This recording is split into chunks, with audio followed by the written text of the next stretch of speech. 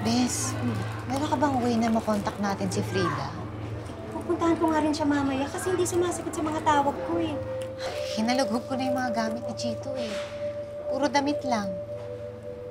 Natry mo na bang buksan yung cellphone niya? Lagi niyang hawak eh.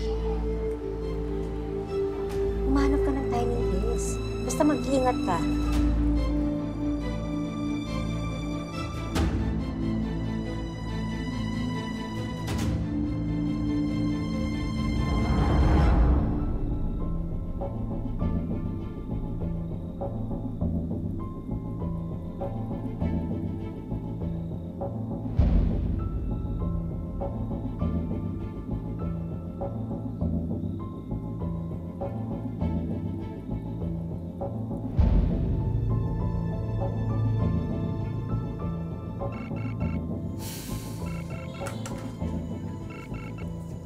Hello, Bes.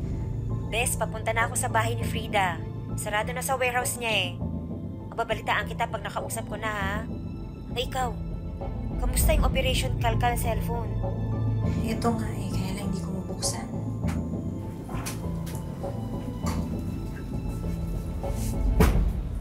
Ah. Bakit bang hawak cellphone ko?